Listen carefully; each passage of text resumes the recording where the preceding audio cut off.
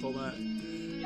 Heute geht es eigentlich darum, ich habe mich gefragt, wir haben jetzt den neuen Besser bekommen hier. Der Violet hat ein neues Update bekommen. Aber ich habe gemerkt, dass eigentlich hier bei den Bässen 14 von 15 Bässen freigespielt wird. Das heisst, es fehlt noch einer. Und ich habe auf die Suche gemacht nach dem und ich habe den natürlich gefunden. Und dort müsst ihr nach Hogsmeade hierher apparieren oder Flohpulvern. Und nachher müsst ihr zum altbekannten, nicht zum Ollivander, sondern hier zum Quidditch-Shop, zum Wie schön, Sie wiederzusehen. Und dann könnt ihr ganz Na, wonach suchen einfach Sie heute? hier den Dunkelblitz kaufen, der extra für dunkle Magie Dieser ist. Artikel ist von höchster Qualität.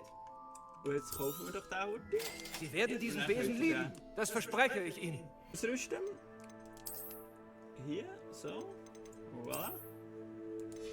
Und nachher sieht der folgendermaßen aus. Nämlich so.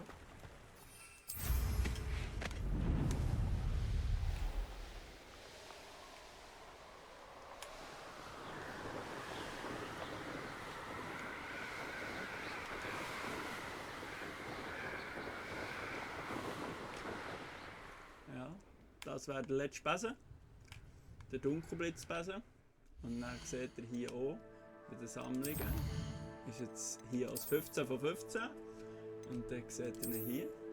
Ja. Tschüss! Ciao, ciao!